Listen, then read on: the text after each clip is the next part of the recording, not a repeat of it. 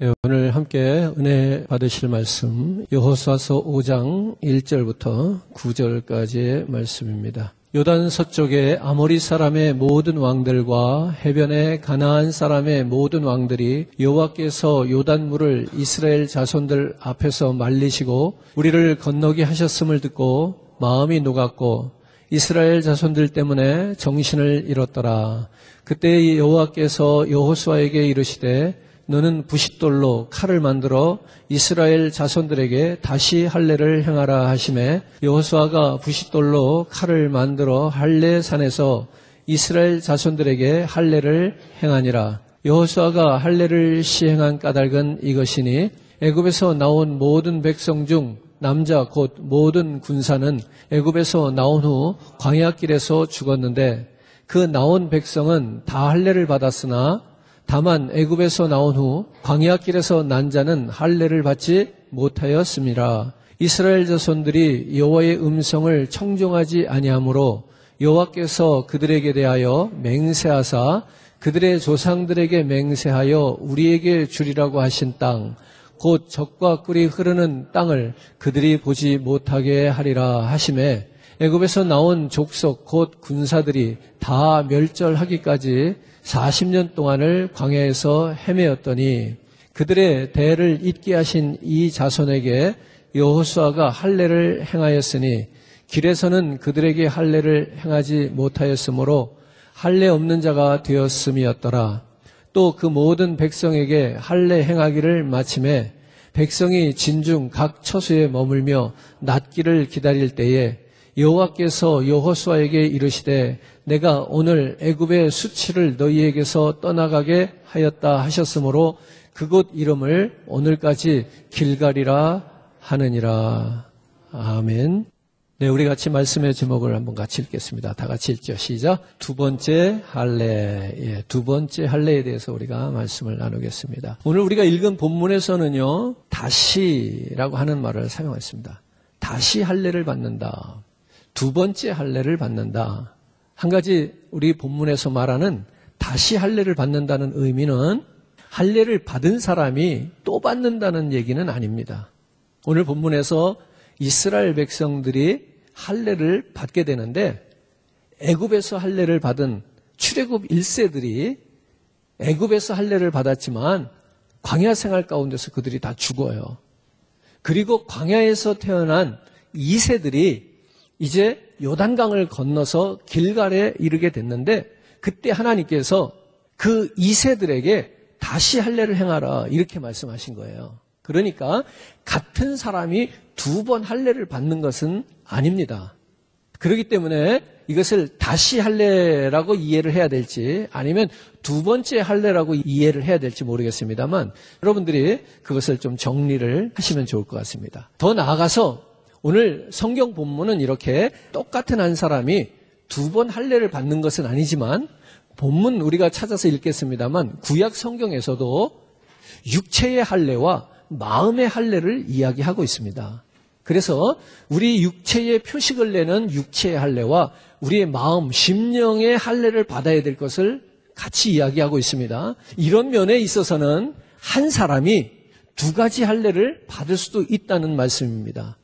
오늘 본문에서 말씀하고 있는 두 번째 할례는 1세들이 할례를 받았지만 그들이 다시 할례를 받는 것이 아니고 1세들은 다 광야에서 죽고 그 2세들이 가나안 땅에 들어가게 되는데 광야에서 출생했기 때문에 할례를 받지 못한 이들 그들이 할례를 받아야 된다. 오늘 이런 맥락이 두 가지가 있습니다. 이거를 혼돈하지 않으시고 이해하시면서 오늘 말씀의 은혜를 나누었으면 좋겠습니다. 오늘 먼저 핵심 구절을 다시 한번 보기를 원하는데요. 2절 말씀입니다. 한번 같이 읽어요. 그때에 여호와께서 여호수아에게 이르시되 너는 부싯돌로 칼을 만들어 이스라엘 자손들에게 다시 할례를 행하라 하시매.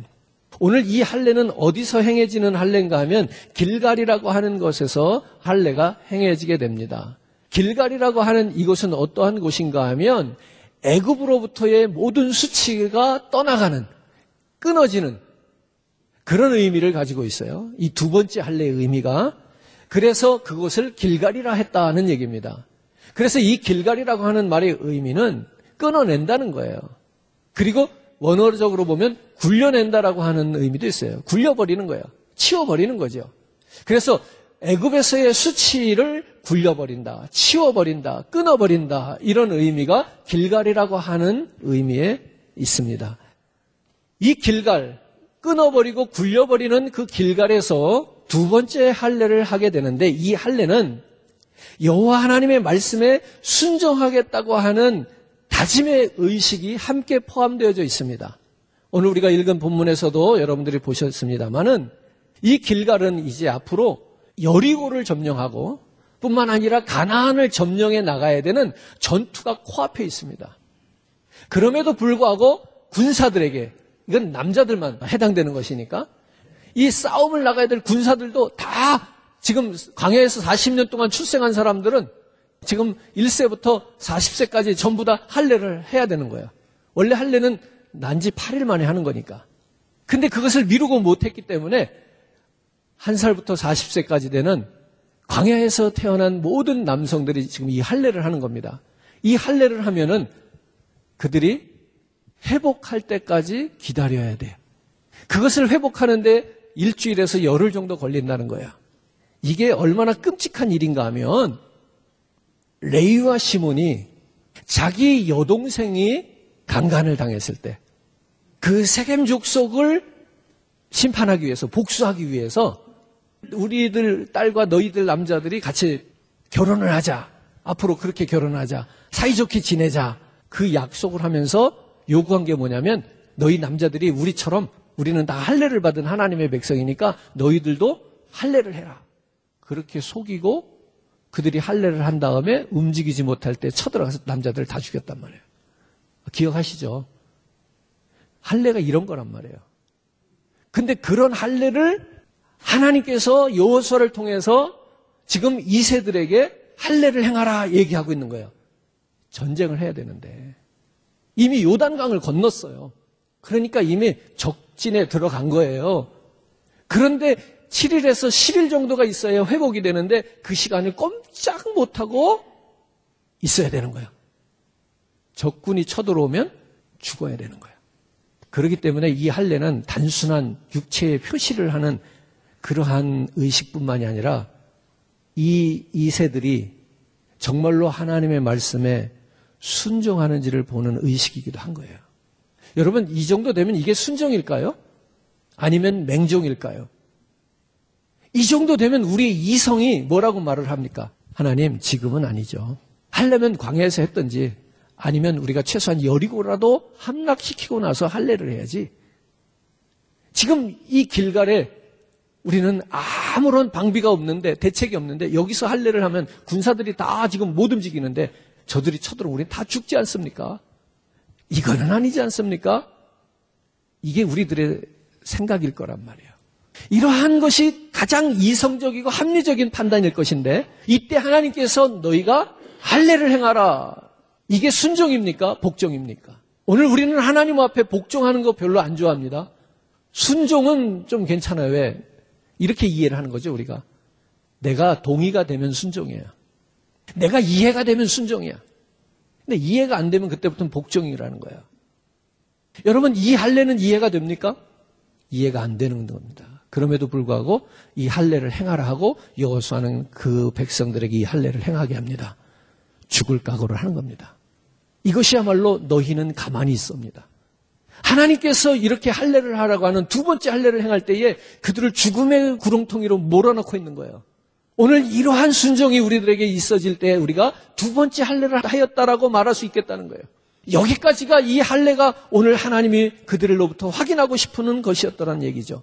여러분, 물론 할례는 육체에 받는 할례가 중요한 것은 아닙니다. 그 할례는 그 정신이 더 중요합니다. 할례는 소유의 표시입니다. 하나님의 것이라는 표시를 하고자 하는 것입니다. 그런데 육신의 할례는 행하면서, 즉 육신으로는 할례를 행하고 하나님의 것입니다 하면서 그 중심에는 하나님을 사랑하지 않고 하나님의 뜻과 상관없이 살아간다면 그 할례가 무의미해진다는 얘기예요. 구약 성경에서요, 육체의 할례만 이야기하는 것 같지만 그렇지 않습니다. 구약 성경에서 이미 마음의 할례를 이야기하고 있습니다. 우리가 몇 군데 말씀을 찾아봅니다. 신명기 10장 16절입니다. 그러므로 너희는 마음의 할례를 행하고 다시는 목을 곧게 하지 말라. 우리는 율법적으로, 즉 육체의 할례만 생각을 하는 것이 구약인 줄 아는데 아니에요. 이미 그때 마음의 할례를 이야기하고 있어요. 이 마음의 할례, 심령의 할례는 신약적인 개념이 아니라는 거예요. 이미 구약에부터 이 개념을 하나님이 가지고 계셨던 거예요.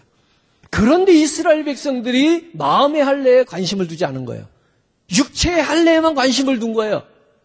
그러니까 육체의 할례를 받았으니까 나는 하나님의 백성이라는 거예요. 하나님의 것이라는 거예요.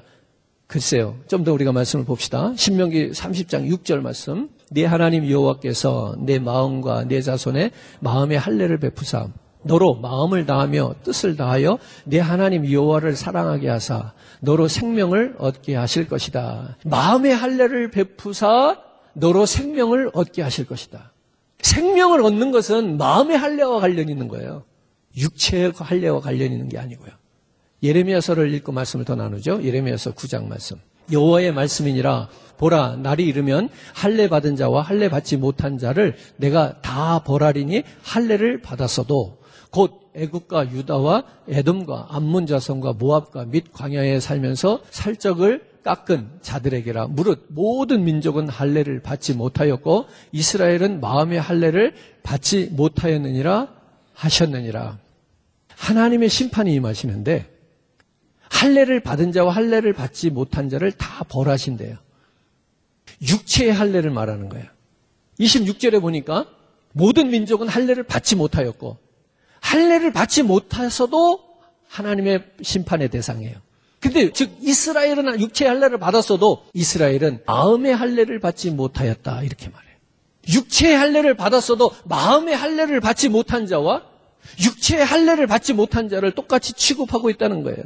애굽, 에돔, 암몬 자손, 모압 자손 하나님을 알지 못하고 할례를 받지 않은 이방인을 가리키잖아요. 근데 이 유다를 할례 받은 하나님의 백성을 이방 족속들 이름 사이에 섞으신 거예요. 그리고 거기에 같이 벌하신다는 거예요. 하나님이 보시기엔 다 진노의 대상이었다라는 얘기입니다. 그런데 이렇게 말하잖아요. 끝에 이스라엘은 마음의 할례를 받지 못하였다는 거예요. 육체의 할례를 받았는데 마음의 할례를 받지 못했어. 여기 마음의 할례를 받는다는 말은 무슨 뜻인가 하면 마음은 우리 인간의 사고와 의지가 생산되는 곳이에요. 따라서 할례를 받은 마음, 마음의 할례를 받았다. 할례를 받은 마음은 무엇이냐? 나의 사고와 의지가 할례를 받아야 된다는 얘기예요. 육체에 받은 할례가 무의미해져요. 마음의 할례를 받지 않으면 이 마음은 내 생각이에요. 이 생각이 나의 의지가 할례를 받아야지 살겠다는 거예요. 보세요. 이렇게 설명하면 가능해집니다. 여러분 지금 우리가 예배의 자리에 나왔잖아요. 지금 예배를 드리고 있잖아요. 무엇이? 육체가. 내 몸이. 이게 이제 육체에 받은 할례라 가정을 해봅시다. 지금 육체가 와 있으니까. 그런데 여러분들의 사고, 여러분들의 생각, 여러분들의 의지는 무엇을 하고 있습니까? 여기 있습니까? 없을 수도 있죠. 우리 육체는 예배의 자리에서 예배를 하고 있지만 내 생각은 다른 걸 할 수 있죠. 가능하잖아요. 그러면 이 예배가 아무 의미가 없다는 거예요. 이해가 되시죠? 육체의 할례를 받았어도 마음의 심령의 할례를 받지 못해. 내 생각과 내 의지가 하나님 뜻에 순종하는 그 할례를 받지 못하면 이방인들과 똑같이 심판의 대상에 섞이는 거예요. 오늘 우리 육체가 교회의 자리, 예배하는 자리에 있다 할지라도 내 생각과 내 의지가 여기서 이곳에서 하나님을 예배하고 있지 않으면 이 예배 자리가 무의미해지는 거예요.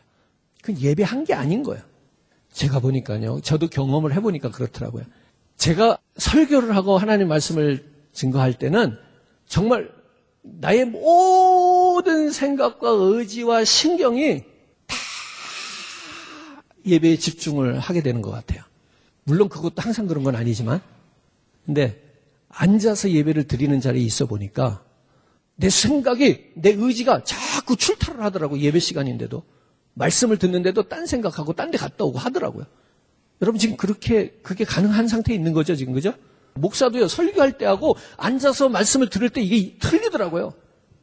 근데 육체는요, 목사님을 반드시 쳐다보고 있어요. 근데 생각은 딴 데 갔어. 이게 아주 무서운 거더라고요. 지금 이게 육체의 할례와 마음의 심령의 할례를 받아야 되는 이유예요. 물론 이 자리에 나와서 예배하지 않는 육체가 있겠죠. 하나님의 심판의 대상이 되겠죠. 근데 육체가 와서 있을지라도 마음의 심령의 할례가 되지 않아서 딴 생각하고 딴 데 갔다 오고 하는 것은 안 온 사람들과 똑같이 하나님의 심판에 섞이게 된다는 거예요. 그러니까 육체의 할례도 중요하지만 무엇을 받아야 된다? 마음의 심령의 할례가 받아야 된다. 마음의 심령의 할례를 받는다는 것은 즉 나의 생각과 사고와 의지가 할례를 받아야 된다. 오늘 그것이 하나님 앞에 순종하는 그러한 자세에 있어야 한다. 이것이 심령의 할례다. 우리가 다시 받아야 되는 할례다고 말씀을 드립니다.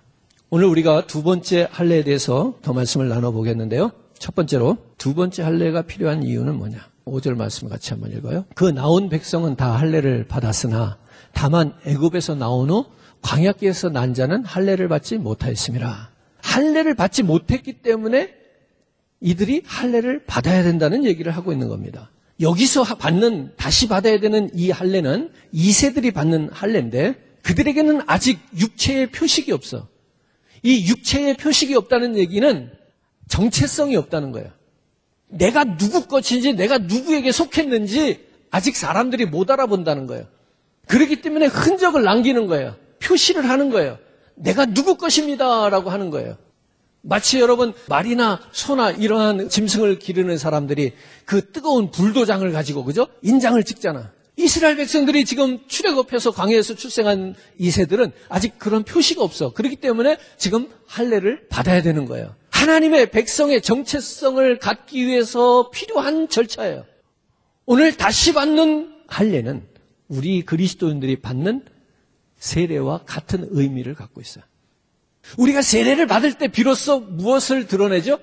내가 그리스도인입니다라고 하는 것을 드러내는 거예요. 그거를 공식적으로 공개적으로 많은 성도들 앞에서 성부와 성자와 성령의 이름으로 세례를 주노라 하면서 공포하는 거예요. 그게 뭐냐면 우리가 육체의 표식을 내는 건 아니지만 공개적으로 내가 그리스도인이 되었다는 것을 표식을 내는 거죠.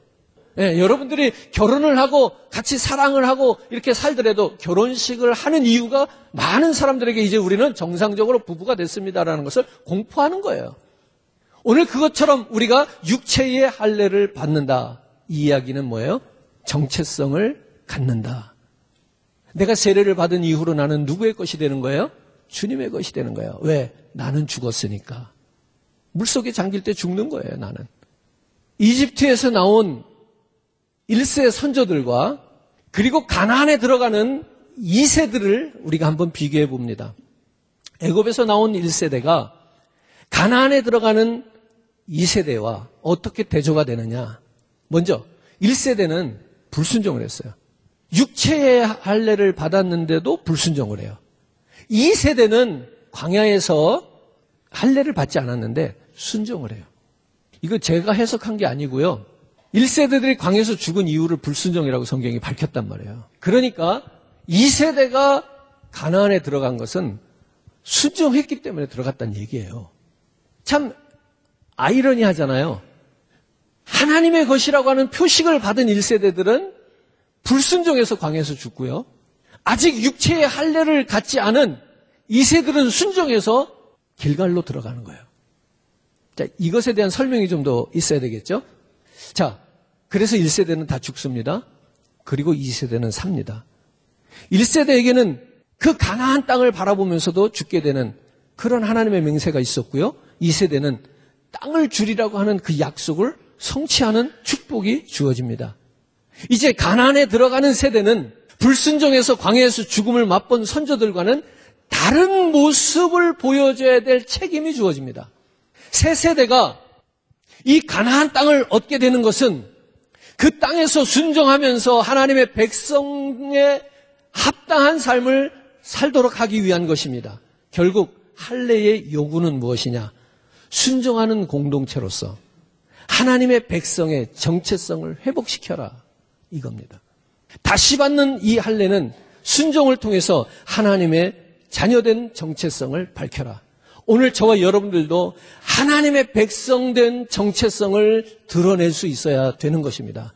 그래야 우리도 마음의 할례를 받았다 말할 수 있겠다는 겁니다. 두 번째로, 할례의 신약적 의미는 무엇인가? 우리가 성별이라고 하는, 거룩함이라고 하는 것을 예를 들 수가 있겠습니다. 요단강을 이미 건넜어요, 지금 그들이. 요단강을 건넜다는 얘기는 옛사람을 장사 지냈다는 얘기고요. 그리고 새 사람이 되는 모형이라고 할 수 있습니다. 그렇게 요단강을 건넜는데 그렇다고 그들 속에 있는 죄의 쓴뿌리가 아주 제거된 것은 아니기 때문에 다시 할례를 통해서 하나님 앞에 그 순종의, 목숨을 건 그 순종의 표현을 통해서 이집트의 과거의 옛사람의 수치를 완전히 끊어내는 그러한 것으로 두 번째 할례가 진행됐습니다. 자, 우리가 신앙의 완성의 단계를 이렇게 생각해 볼 수 있어요. 첫 번째는 요단강을 건너야 돼요. 이건 뭐냐면 옛사람을 매장시키는 겁니다. 곧 죄에 대한 죽음을 이야기하는 겁니다. 두 번째는 길갈이라고 하는 곳에서 새 생명을 시작해야 되는 거예요. 오늘 그 새 생명을 시작하는데 반드시 필요한 요구 조건이 무엇인가 하면 성결입니다. 죄악된 생활을 끊어냈다는 얘기는 무슨 생활을 요구하고 있는 거예요? 성결한 생활을 요구하고 있는 거예요.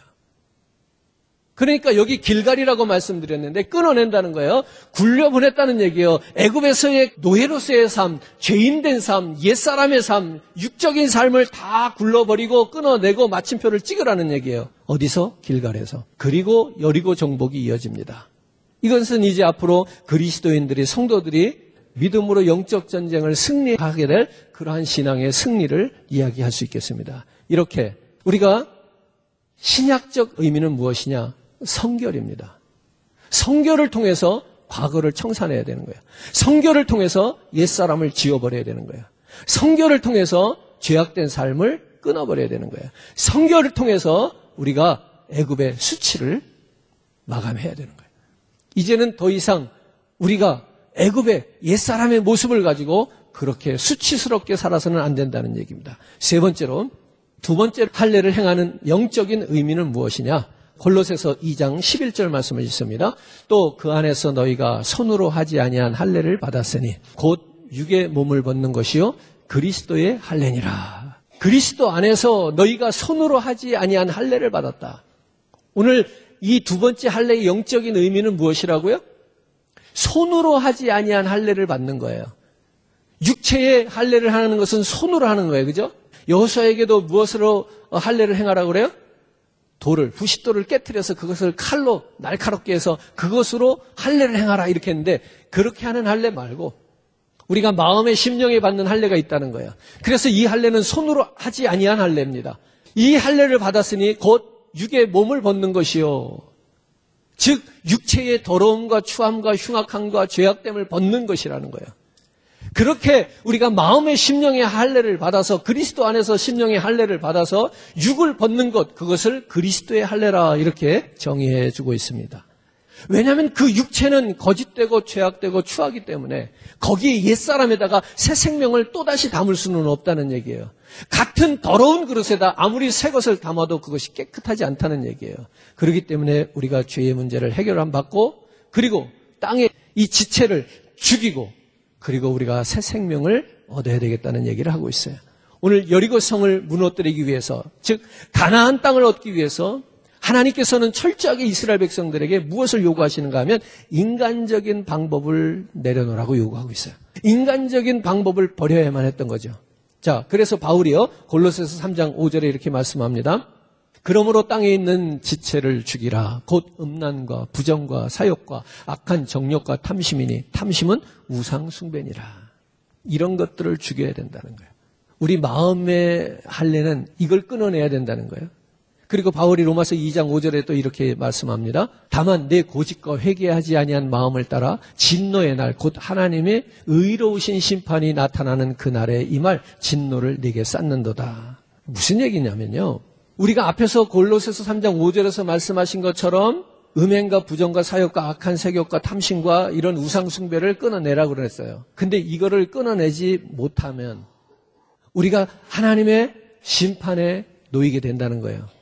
그러면 우리가 이것을 마음의 할례를 받고 이것을 끊어내지 못하는 이유를 로마서 2장 5절에서는 뭐라고 이유를 설명했는가 하면 다만 내 고집과 회개하지 아니하는 마음을 따라. 우리의 고집과 회개하지 않는 마음이 무엇을 못하게 한다고요?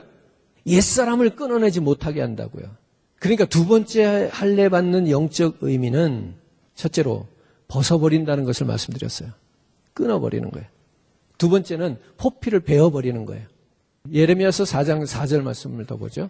유다인과 예루살렘 주민들아 너희는 스스로 할례를 행하여 너희 마음 가죽을 베고 나 여호와께 속하라. 그리하지 아니하면 너희 악행으로 말미암아 나의 분노가 불같이 일어나 사르리니 그것을 끌 자가 없으리라. 스스로 할례를 행하여 너희 마음의 가죽을 베라. 마음의 포피를 베라. 심령의 할례를 받으라. 이런 얘기를 하고 있는 거예요. 다시 할례를 받는다는 영적인 의미는 마음의 포피를 베어버리는 거죠. 심령 세례는 우리의 생각, 우리의 의지, 우리의 사고의 이 잘못된 것들을, 부정한 것들을 끊어버리는 거예요. 그래야 마음의 할례가 이루어지는 거예요. 좀 더 보죠. 로마서 2장 28절 29절입니다. 무릇 표면적 유대인이 유대인이 아니요 표면적 육신의 할례가 아니니라. 오직 이면적 유대인이 유대인이며 할례는 마음에 할지니 영에 있고 율법 조문에 있지 아니한 것이라. 그 칭찬이 사람에게서가 아니요 다만 하나님에게서니라. 로마서 2장 25절입니다. 내가 율법을 행하면 할례가 유익하나 만일 율법을 범하면 내 할례는 무할례가 되느니라. 갈수록 어렵죠. 로마서입니다. 신약인데 율법을 이야기하고 있어요. 내가 율법을 행하면 할례가 유익하나 율법을 범하면 내 할례가 무할례가 된다. 아니 지금 구약도 아닌데 왜 자꾸 율법을 얘기할까요? 율법을 위반하는 자가 되면 너의 할례가 무할례가 된다. 율법을 위반하지 말아야 된다는 얘기입니다. 율법을 범하지 말아야 된다. 이런 얘기잖아요. 그죠? 태어난 지 8일 만에 남자아이들의 성기 끝을 잘라서 베어내듯이 오늘 우리들 마음속에 온갖 세상 것들과 밀착되어져 있고 끈끈하게 붙어져 있는 뗄래야 뗄 수 없는 그 육정을 하나님의 말씀 성령의 검으로 베어내야 된다. 이런 얘기를 하는 거예요. 잠언 26장 25절을 보지요. 그가 그 말이 좋을지라도 믿지 말 것은 그 마음에 7가지 가증한 것이 있음이니라. 아무리 말을 선하게 잘해도 그 마음속에는 가증한 게 다 있다는 거예요. 그러니까 그 말을 다 믿지 말라는 거예요. 그 속에 가증한 게 있대. 7가지 가증한 거. 마태복음에서는 가증한 것들을 이렇게 설명했습니다. 마음에서 나오는 것은 악한 생각과 살인과 간음과 음란과 도둑질과 거짓 증언과 비방이니 이런 것들이 어디서 나온다? 마음에서 자꾸 나온다. 겉으로 말은 잘할지라도 마음속에서는 이런 것들이 자꾸 나온다.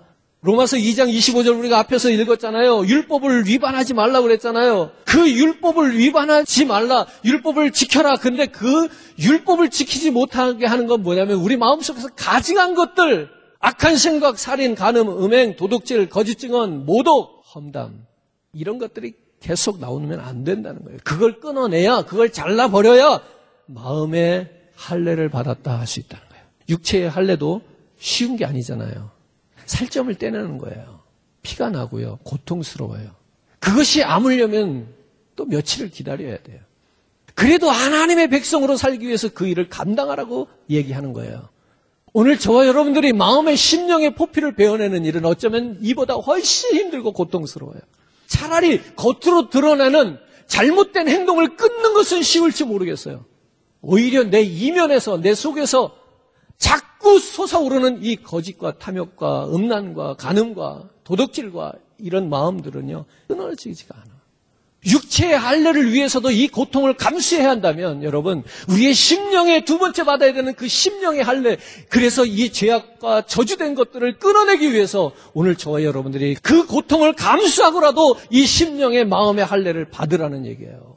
우리가 깨끗한 그 마음 속에 여호와 우리 주 하나님의 말씀을 새겨가야 된다는 이야기를 하고 있는 겁니다. 신명기 6장 6절 말씀은 이렇게 말씀하시죠. 오늘 내가 내게 명하는 이 말씀을 너는 마음에 새기고, 오늘 이 말씀을 마음에 새기고 오늘 다시 할례를 받는 저와 여러분 되기를 주님의 이름으로 축원합니다. 오늘 그 할례 받는 마음은 새 사람이 된다는 얘기고 영에 속한 마음이라는 얘기입니다. 자, 사도행전 19장 9절은 이렇게 말씀해요. 어떤 사람은 마음이 굳어 순종하지 않고 무리 앞에서 이도를 비방하거늘 바울이 그들을 떠나 제자들을 따로 세우고 두란노 소원에서 날마다 강론하였다. 여기 어떤 사람들은 누군가 하면 마음의 할례를 받지 못한 사람들이에요. 마음의 할례를 받지 못한 사람들은 순종하지 않고 오히려 이 도를 비방한다는 거예요. 우습게 생각한다는 거예요. 자, 끝으로 네 번째 우리가 말씀에 적용을 갖기를 원합니다. 두 번째 할례를 받아야 되는 현대적인 의미는 뭐냐? 오늘 우리가 실제적으로 적용해야 되는 의미는 무엇이겠는가? 다시 할례를 받아야 된다는 오늘 이 현대적인 의미는 성경에 있는 것은 아니고요. 오늘 제가 나름대로 해석하는 내용인데요. 다시 복음으로 돌아가자입니다. 오늘 우리가 다시 심령의 할례를 받기 위해서는 철저하게 우리는 순수한 복음으로 돌아가야겠다는 얘기입니다. 오늘 교회가, 오늘 말씀들이, 오늘 교회의 여러 가지 프로그램들이 사실은 복음을 향하지 않고 있을 때가 많아요. 상당히 교양적이고 수준이 있고 지적이고 여러 가지 문학적이고 여러 가지 세상의 문명을 따라가는 그러한 방향으로 교회와 말씀과 우리 신앙인들의 눈이 그쪽을 향해 있을 때가 많다는 얘기예요. 오늘 다시 할례를 받자라고 하는 이 현대적인 의미로 제가 여러분들과 함께 나누기를 바라는 건 그런 겁니다. 우리의 눈이 바라보는 방향이 다시 복음으로 돌아서자. 다시 복음으로 나아가자는 얘기는 세련된 것이 아닙니다. 다시 복음으로 돌아가자는 얘기는 멋진 것이 아닙니다. 상당히 촌스러운 겁니다. 상당히 원시적인 것을 말하는 겁니다. 상당히 순수한 것을 얘기하는 거예요. 성경에서는 찬란한 모브빛의 그러한 색깔들을 보여주고 있는 책이 아니에요. 성경은 아주 지독스럽게 붉은 핏빛을 우리들에게 보여주고 있어요. 사실 우리는 피에 대해서 거부 반응이 있습니다. 누가 피를 보면서 막 기뻐해요. 누가 피를 보면서 막 기분이 좋다고 그러겠어. 그건 사이코패스죠. 근데 성경은 그래요. 성경은 온통 핏빛으로 물들어 있어요. 우리는 자연스럽게 외면하는 거예요. 하나님의 순수한 복음을 외면하는 거예요. 이런 가운데서 우리가 두 번째 다시 할례를 받아야 된다는 말씀을 적용하자니까 어떤 말씀을 드려요? 다시 복음으로 나아가자. 다시 복음 앞으로 우리가 나아가자. 오늘 사랑하는 성도 여러분, 우리 시카고 교회와 우리 모든 성도들이 이렇게 주님의 은혜 속에서 회복되어지는 일이 있어지기를 주님의 이름으로 축원합니다. 우리 교회가 오늘 우리 성도들이 바라보는 지향하는 것이 멋지고 세련되고 훌륭하고 아름답고 성장하는 그것이 아니라 오늘 주님의 교회를 향해서 더 복음적으로 우리들이 시선이 모아지기를 주님의 이름으로 축복합니다. 오늘 그렇게 우리가 마음의 할례를 받아서 하나님이 우리를 향해서 계획하고 계시는 그 여리고성의 함락, 가나안의 주인이 되는 일들을 우리가 같이 꿈꿀 수 있기를 주님의 이름으로 축복합니다.